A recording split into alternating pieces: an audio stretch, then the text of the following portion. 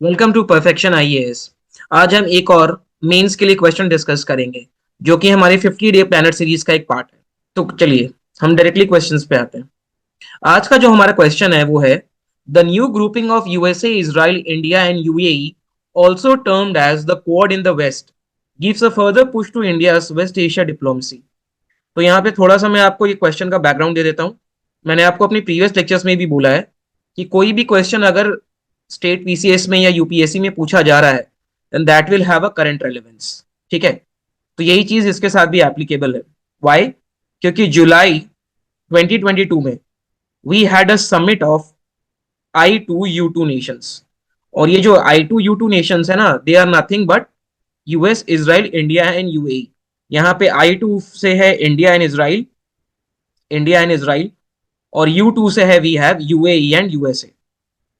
इसी के बैकड्रॉप में ये वाला क्वेश्चन दिया गया है और there are high chances that this question can be asked. और एक और जो यहाँ पे कीवर्ड है that is Quad in the waste Asia. तो व्हाट इज क्वाड? मुझे लग रहा है आप सबको पता होगा। क्वाड जो है this is a group of 4 Nations. ठीक है, और ये 4 नेशंस कौन कौन से है? USA, India, Japan and Australia. तो जिस तरीके से ये एक कोड है उस तरीके से ये जो ग्रुपिंग है ना, इंडिया, यूएसए, इसराइल और यूएई की, इसको वेस्ट एशिया में कोड दिया जा रहा है। क्योंकि if you can appreciate then Israel and UAE, these two nations are situated in west asia. Some people also call them middle east, लेकिन हम इंटरनेशनल रिलेशंस के पार्लेंस में वेस्ट एशिया के नाम को ही यूज करेंगे। ठीक है, चलिए। तो सबसे पहले हम बाकी अपने क्वेश्चंस की तरह we will write what will be the introduction to this question. ठीक है, तो आईआर का जो इंट्रोडक्शन होता है ना, you should try to make it all encompassing, all encompassing. और आप एक चीज हमेशा नोटिस करना कि आईआर के जितने भी क्वेश्चंस होते हैं, चाहे वो किसी भी जोन से पूछे जाए, आइदर दे आर ऑस्ट्रेलिया और वेस्ट एशिया और Arctic, they will always have India at its centre, India at its centre. क्योंकि देखिए, हम जो आईआर पढ़ते हैं ना, हमें यहाँ पे आईआर में पीएचडी नहीं करनी है, हमें सिर्फ ये जानना है कि इंटरनेशनल ग्लोबल फेनोमेना का इंडिया पे क्या इंपैक्ट है and how can India through its diplomatic endeavours, किस तरीके से डिप्लोमेसी के through India can rule the roost, India कैसे पूरे वर्ल्ड में अपने लिए जगह बनाएगा। तो आप देखो, इसको स्टार्ट करने का एक बहुत सही तरीका क्या हो सकता है। हम लिख सकते हैं कि India has global power aspiration. ये आप सबको पता है, आज के डेट में इंडिया जो है वो ग्लोबल पावर बनना चाह रहा है। और ये ग्लोबल पावर एस्पिरेशंस किस चीज से प्रूव होते हैं? जैसे कि India asserting the UNSC permanent membership, उसके बाद India giving a lot of vaccination. Vaccination, जब कोविड क्राइसिस चल रहा था तो इंडिया ने बहुत सारे वैक्सीन को डिलीवर किया था।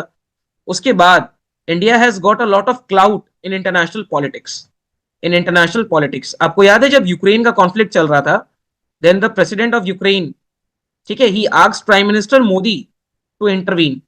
इसका मतलब है कि इंडिया का जो लेवरेज है वर्ल्ड पॉलिटी में, वो डे बाय डे इंक्रीज ही हो रहा है। ठीक है, तो हम यहाँ लिख सकते हैं कि India has global power aspiration and combined it with the values of multilateralism and combine it with the values of multilateralism. अब ये मल्टीलैटरलिज्म क्या है? मल्टीलैटरलिज्म का मतलब ये है कि each and every country in the world, no matter how small it is, उसका ग्लोबल पॉलिटी में एक से होगा। सिंपल मीनिंग आप समझ लो, यूनाइटेड नेशन जनरल असेंबली में, यूएनजीए में जो मीटिंग होती है, और अगर हमको यहाँ पे कोई रिजोल्यूशन को पास करना है, तो आपको पता होगा यहाँ पे जो रिजोल्यूशन है ये बाय वोटिंग पास किया जाता है। और यहाँ पे वन स्टेट का मतलब हमारा इंडिया का स्टेट नहीं, यहाँ पे state means nation is equal to one vote. ये होता है मल्टीलैटरलिज्म, कि no matter how small you are, no matter how big you are, you will have equal say. ठीक है, तो ये हम लिख सकते हैं कि India has global power aspiration and combined it with the Indian value of multilateralism which India has cherished right from its independence. Right from its independence India ने इन वैल्यूज को चेरिश किया है। ठीक है, एंड सो द रीसेंट एंडेवियर या the recent initiative of India joining the I2U2 is a step in the right direction where India will try to India will try to leverage its relation with the like-minded countries and will try to bring the hostile nations on board with it. समझ रहे हैं आप? देखिए कितना all encompassing introduction हो गया। कैसे? यहाँ पे हमने दो चीजों के बारे में बात भी कर लिया है। क्या वो दो चीजें हैं? यहाँ देखो आप कि सबसे पहले इंडिया का ग्लोबल पावर एस्पिरेशन है। आपने एग्जामिनर को ये प्रूफ कर दिया है कि आपको ये बात पता है। और ग्लोबल पावर एस्पिरेशन इंडिया जो है वो किसी तरह के डिक्टेटरशिप से नहीं चाहता है, बल्कि जो शेयर्ड वैल्यूज ऑफ मल्टीलैटरलिज्म है ये उससे उसको प्रमोट कर रहा है। ठीक है। और इसीलिए इसके बाद क्या है, और ये जो I2U2 है, this is a step in the right direction, जहां पे हम लाइक माइंडेड नेशंस को बोर्ड में लेके आएंगे और जो हॉस्टाइल नेशंस है हम उनके साथ भी किसी तरह का एक कॉमन ग्राउंड बनाने की कोशिश करेंगे। ठीक है। तो सबसे पहले मैंने आपको ये बता दिया है कि Quad in the waste Asia क्या होता है। अब हम यहाँ देखते हैं कि इस ग्रुपिंग के पीछे क्या क्या इंपॉर्टेंट फैक्टर्स थे। इंपॉर्टेंट फैक्टर्स मतलब कि क्या रीजंस थे कि ये ग्रुपिंग बनी सबसे पहले। उसके बाद हम इसमें इंडिया के रोल के बारे में देखेंगे। सबसे पहला जो है वो है Abraham Accords. First is Abraham Accords. Now what is this Abraham Accords? तो इसमें क्या हुआ था ना कि an accord kind of something was signed between Israel, UAE and Bahrain. इन तीन में एक अकॉर्ड साइन हुआ था विच वॉज ब्रोकर्ड, हम अगर brokered, if brokered is the right word, by USA. ठीक है। अब ये जो अब्राहम अकॉर्ड है ना, this was the first step in the right direction in trying to solve the hostility in the West East, in the waste Asia, hostility in West Asia. Why? फिर से आप यहां पे देखो, हम सबको पता है कि इसराइल और अरब वर्ल्ड के बीच में a war has been brewing from time immemorial, और वो इमेमोरियल टाइम जो है वो 1960s का फेज है। तो इनके बीच में रिलेशनशिप बहुत कॉर्डियल नहीं है इसराइल का अरब वर्ल्ड के साथ। इसराइल और जो पैलेस्टीन का कॉन्फ्लिक्ट है ये तो सबको पता होगा। If time permits then I will take a fresh video on Israel Palestine. Okay. आप सिर्फ ये जान लो कि इसराइल और Palestine they have a hostile relationship. ठीक है। वहां पे हमको गाजा स्ट्रिप का मैटर है, we have the issue of the Jerusalem. ठीक है, वो हम देखेंगे। लेकिन यहाँ पे हम ये देखेंगे कि बेसिकली इसराइल और अरब वर्ल्ड में एक कॉन्फ्लिक्टिंग रिलेशनशिप है जो कि अब्राहम अकॉर्ड से कुछ हद तक सॉल्व हुआ था। Getting the point? तो ये चीज हम लोग याद रखेंगे सबसे पहले। अब दूसरा रीजन क्या है? दूसरा रीजन है टू काउंटर। क्या काउंटर करना हमको? सबसे पहले to counter Turkey's regional dominance. हमें टर्की के रीजनल डोमिनेंस को एंड करना है। Getting the point? We need to end the regional dominance of Turkey. Why? Because see, Turkey जो है ना, this is kind of a very powerful player in the particular region of West Asia. और Turkey का एक aspiration है that it wants to spread its dominance. Turkey जो है it wants to spread its dominance in this particular area. और India के parlance में भी हम देखते हैं, बिकॉज टर्की क्या करता है ना, Turkey constantly criticises India and many a times give very unfavourable remarks. ये बहुत बार बहुत अनफेवरेबल रिमार्क्स देता है इंडिया को। तो इसीलिए टर्की के रीजनल एस्पिरेशन जो कि वेस्ट एशिया को डोमिनेट करने का है, उसको काउंटर करने के लिए भी this West Asia Quad is a very big step. Okay. और जो थर्ड रीजन है वो है US pivot to the east. इसका मीनिंग क्या हुआ? इसका मीनिंग क्या हुआ ये देखो आप। देखो, इसमें हम थोड़ा हिस्टोरिसिटी को ट्रेस करते हैं। हिस्टोरिसिटी है before 1991 the world was broken into to global super powers. One was USA and the other was USSR. ठीक है। और ये जो था, हम इस तरह के वर्ल्ड को बोलते थे बाईपोलर वर्ल्ड। बाईपोलर वर्ल्ड मतलब वर्ल्ड के दो पोल्स हैं, एक पोल यूएसए का है और एक पोल यूएसएसआर का है। और बाकी जितने भी देश हैं जो इसके बीच में लाई करते हैं, they either have to come to USA और they have to go to USSR. Clear हो गया? और यहां पे अल्टीमेटली 1991 में यूएसएसआर का डिसइंटीग्रेशन हो गया और यूएसए ने अपनी हेजेमनी को स्ट्रेंथन कर लिया। So the world became unipolar. अब वर्ल्ड का सिर्फ एक ही पोल बचा। ठीक है। अब इंडिया का क्या स्टैंड था इस पूरे इशू के दौरान? India wanted to stay independent. India हमेशा इंडिपेंडेंट रहनी चाहती थी और इंडिया ने बोला कि नहीं, we don't follow a bipolar और a unipolar world, but what we do want is a multipolar world. हमको मल्टीपोलैरिटी चाहिए कि नहीं, हर किसी के लिए ब्रीदिंग स्पेस होना चाहिए। और वहीं से एक कॉन्सेप्ट आया जो कि है मल्टीलैटरलिज्म। ठीक है। अब क्या हो रहा है ना, यहां देखो आप, again the world has been broken into two poles. USA तो चलो एक पोल ऑक्यूपाई कर रहा है, every one of us know that. जो दूसरा पोल है that is occupied by China.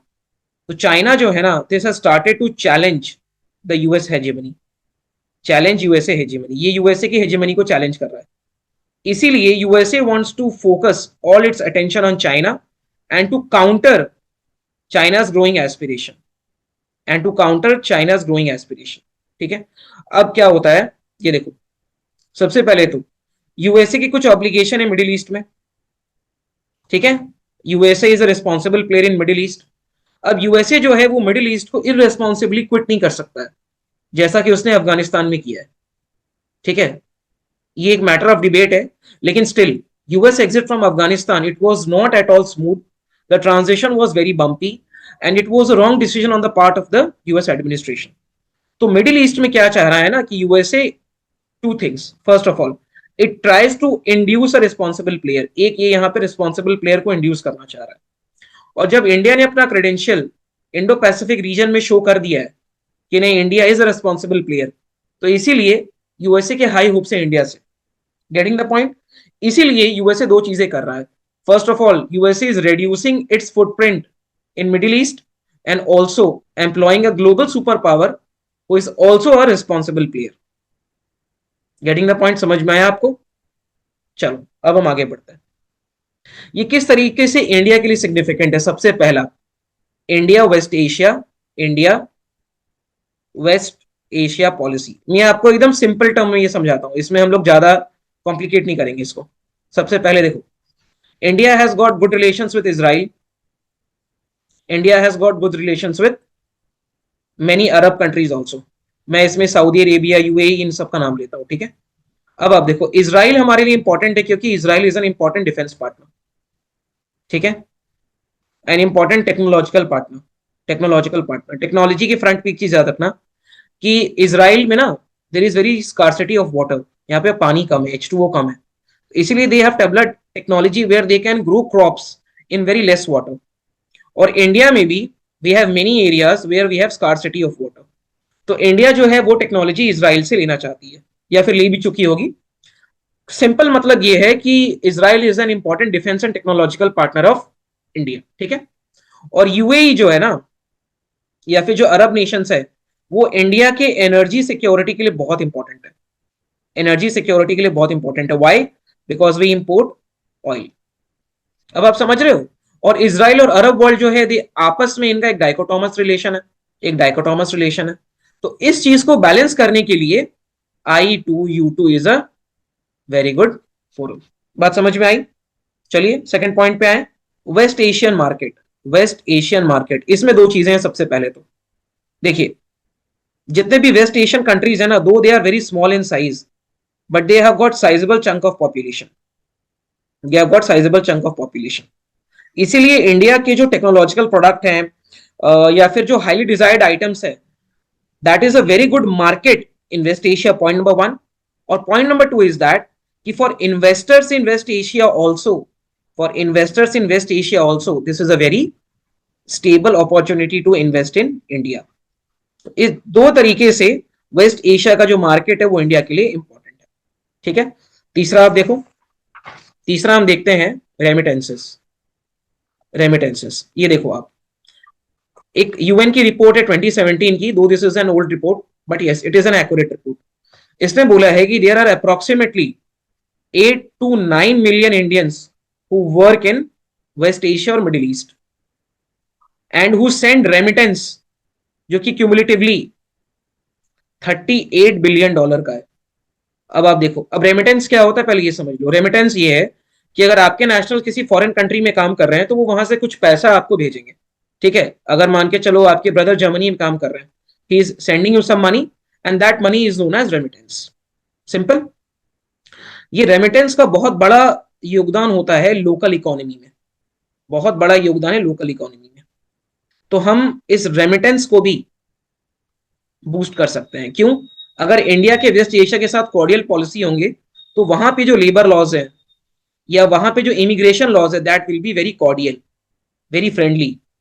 Cordial friendly है तो और ज्यादा लोग जाएंगे यहाँ पे जॉब करने के लिए और subsequently the remittance is going to increase. Clear हुआ? अब देखो आप, shift towards regional approach. India का जो शिफ्ट है ना, ये रीजनल अप्रोच की तरफ शिफ्ट हो रहा है। क्यों? क्योंकि India earlier use to engage only in bilateral relation. India पहले सिर्फ बायलैटरल रिलेशंस में एंगेज करता था, जैसे मान के चलो इंडिया यूएई हो गया, या इंडिया इजराइल हो गया, या इंडिया सऊदी अरेबिया हो गया। लेकिन अभी ये जो ग्रुपिंग है ना, this is the step in the right direction for regional approach, या फिर फॉर रीजनल इंटरमिंगलिंग। अब आसियान ले लो ना, अब आसियान में देखो इंडिया जो है वो साउथ ईस्ट एशिया के नेशंस के साथ बायलैटरली भी एंगेज करता है और एक फोरम में भी एंगेज करता है आसियान के नाम से। अभी तो ये भले I2U2 है, हो सकता है आगे जाके एक्सपैंड कर जाए, तो एक एक्स्ट्रा फोरम होगा इंडिया का एंगेजमेंट के लिए। Getting the point. चलिए अब आगे देखते हैं। This is also a new approach in the waste Asia. ये कैसे न्यू अप्रोच है, अगेन आप देखना। देखो इंडिया पहले ना use to engage only with democracies, ठीक है। क्यों इंडिया मोनार्किकल गवर्नमेंट के साथ डील नहीं करती थी? Because they used to have a pro Pakistan approach. Pro Pakistan approach, यहां पे मैं न्यू लिख देता हूं। They used to have a pro Pakistan approach, ठीक है। लेकिन अभी हम क्या देख रहे हैं कि India has developed the capability of engaging both with democracies and the monarchies without bringing the Pakistan angle, without bringing the Pakistan angle. क्यों? क्योंकि इन देशों को लग सकता है कि इंडिया हमसे सिर्फ पाकिस्तान एंगल की वजह से एंगेज कर रहा है। लेकिन हमने क्या डेवलप किया है कि हम पाकिस्तान को लेके ही नहीं आते इस तरह के डिस्कशंस में। ये जो हमारा डिस्कशन है ये प्योरली इकोनॉमिक और स्ट्रैटेजिक बेसिस पे होता है, इकोनॉमिक और स्ट्रैटेजिक बेसिस पे होता है। तो ये एक नया अप्रोच है जो कि इंडिया ने डेवलप किया है, समझ रहे हो आप? तो ये कुछ बेनिफिट्स हैं जो कि हमको जानना है। अब हम आते हैं कि देर आर, अगर कुछ बेनिफिट्स हैं then there will be some challenges. कुछ चैलेंजेस तो हमेशा रहने वाले हैं। सबसे पहला चैलेंज क्या है? चैलेंज फॉर इजराइल, ठीक है। इसमें चैलेंज फॉर इजराइल, क्या चैलेंज है इजराइल के लिए? यहां देखो आप। चलिए ठीक है, मानते हैं कि यूएई आ चुका है, चलो बहरीन के साथ भी हमने अब्राहम अकॉर्ड साइन कर लिया है, लेकिन बाकी का क्या? बाकी भी तो देश हैं वेस्ट एशिया में, उनसे हो सकता है हॉस्टिलिटी बढ़ जाए। Getting the point. फिर उसके बाद Israel Palestine issue is still unsolved, ये इशू अभी तक अनसॉल्व है। इस इशू का क्या? बात समझ में आ रही है आपको? उसके बाद देखो आप, पॉसिबल कंट्री स्प्लिटिंग। देखो इसमें क्या हो सकता है? Possible country splitting, possible country splitting. ये हो सकता है ना कि अगर हम इस तरह के ग्रुप में एंगेज करेंगे, हो सकता है कि जो हमारे अभी के स्टेबल पार्टनर्स है, for example Iran, they can back of, Iran can back of. अब आप बताओ इंडिया के लिए ईरान इतना इंपॉर्टेंट क्यों है? सबसे पहले तो देखो आप, इंडिया जो है ना वो अफगानिस्तान के साथ में रिलेशंस मेंटेन करना चाहता है, ठीक है। अब क्या है कि अफगानिस्तान, यहाँ देखो, यहाँ अफगानिस्तान है, यहाँ हमारा इंडिया है, और बीच में है हमारे पाकिस्तान जी, ठीक है, पाकिस्तान जी। अब इंडिया को अगर अफगानिस्तान में कुछ ट्रेड करना है, फॉर एग्जाम्पल मैं वीट का एग्जाम्पल लेता हूँ, अगर हमें वीट पहुंचाना है यहाँ पे, तो हम पाकिस्तान जी से जा सकते हैं, ठीक है, we can go through Pakistan. But Pakistan does not allow us access, Pakistan हमको एक्सेस अलाउ नहीं करता है। तो अफगानिस्तान जाने का अब तरीका ये है कि हम यहां से ना जाके we go to Iran, and from Iran we go to Afghanistan, ठीक है। हम यहाँ पे वीट जाके हमको वहां पे देना है। अब आप देखो, इसीलिए इंडिया जो है ना वो ईरान में चाबहार पोर्ट बना रहा है, ठीक है, चाबहार पोर्ट बना रहा है। इंडिया जो है वो यहां से पहले चाबहार पोर्ट तक लेके जाएगा, फिर चाबहार पोर्ट से हम अफगानिस्तान में वीट को एक्सपोर्ट करेंगे। Getting the point. तो अगर ईरान अगर एंटोगनाइज हो गया तो इंडिया का ये जो स्टेप है ये कॉम्प्रोमाइज हो जाएगा। गेटिंग द पॉइंट, चीजें समझ में आ रही हैं? और आखिरी है China's growing role in the region, China's growing role in the region. China का तो डोमिनेंस सबको पता ही है। चेकबुक डिप्लोमेसी से चाइना कैसे देशों को अपने बस में करता है। चेकबुक डिप्लोमेसी, चेकबुक डिप्लोमेसी से this tries to create a kind of a debt on the nation and then occupy strategic infrastructure, then occupy strategic infrastructure. तो चाइना एंगल को भी काउंटर करना थोड़ा सा प्रॉब्लमैटिक है। एक और चीज आप हमेशा याद रखना, ये है कि इंडिया के ना दोनों देशों के साथ या दोनों ग्रुप ऑफ नेशंस के साथ अच्छे रिलेशन है। जैसे इंडिया के इजराइल के साथ भी बहुत अच्छे रिलेशन है, और इंडिया के वेस्ट एशिया के साथ भी मोर और लेस अच्छे रिलेशन है, ठीक है। कहीं ऐसा ना हो कि दोनों को सेम पेज में लाने के बाद इंडिया के इंडिविजुअल रिलेशंस कहीं इंपैक्ट हो जाए। बात समझ रहे हो आप? क्योंकि इंडिया को एक बहुत ही थिन रोप में चलना है, एक बहुत थिन रोप में चलना है। तो ये चीज भी इंडिया को कोशिश करना चाहिए कि मल्टीलैटरल ग्रुप में एंगेज करना वेरी गुड फाइन, लेकिन कहीं बायलैटरल रिलेशंस को कॉम्प्रोमाइज ना कर लेना। ठीक है, अब हम देखते हैं वे फॉरवर्ड। सबसे पहले we need to take the advantage of this opportunity. किस तरीके से? Because I2U2 is a win win situation for all. हर किसी के लिए इसमें एडवांटेज है। Getting the point? बस what India should try to do is that India being a very responsible player, और ये सब लोग मानते हैं, तो India should take a proactive role. Proactive role का मतलब ये है ना कि मान के चलो I2U2 में ही अगर कोई इंटरनल कॉन्फ्लिक्ट आ रहा है, India should try to solve it. Simply इसका ये मतलब है। ठीक है, उसके बाद मैंने आपको ऑलरेडी बताया हुआ ईरान एंगल को लेके। So India should try to develop develop relations, develop या फिर नर्चर रिलेशंस, नर्चर एक बेटर वर्ड होगा, nurture relations with the countries it already has good relations, जैसे कि ईरान। और एक और चीज है कि it should try to quell the apprehension. Quell मतलब कि रिमूव करना। कोई अगर एप्रीहेंशन हो रहा है तो इंडिया की कोशिश करनी चाहिए कि वो इन एप्रीहेंशन को भी रिमूव करे। ठीक है, उसके बाद एक और वे फॉरवर्ड क्या हो सकता है? वे फॉरवर्ड हो सकता है consistent meeting, consistent summit level engagement. Consistent summit level engagement, ऐसा नहीं है कि एक बार मिले फिर उसके बाद नहीं मिल रहा है। ठीक है, तो कंसिस्टेंट यहां पे समिट लेवल एंगेजमेंट होना चाहिए। और उसके बाद सबसे बड़ा सबसे ज्यादा प्रॉब्लम क्या होती है इस तरह के समिट लेवल में, कि nations they try to hide their aspiration.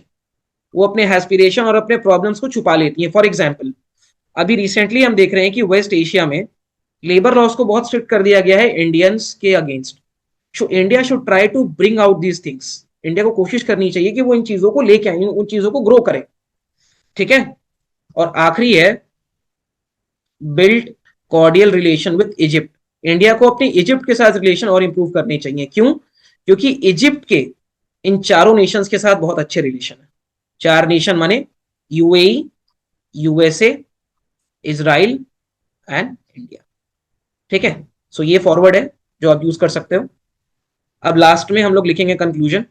अब आप देखो, you should also try to make your conclusion a bit catchy. आप ऐसा कंक्लूजन लिखो कि जो कि देखने में लगे कि नहीं, this is something different and this is not as usual approach.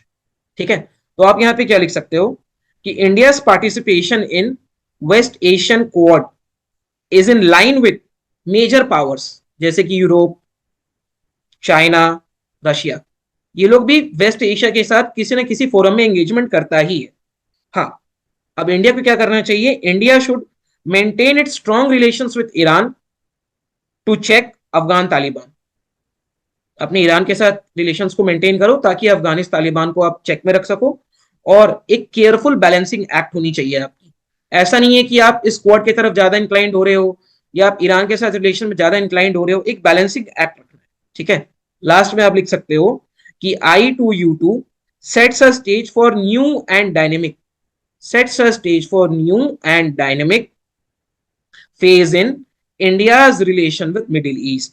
India's relation with Middle East. So this will be a very good answer. I hope कि मैंने इस क्वेश्चन को 360 डिग्री अप्रोच में डील किया है।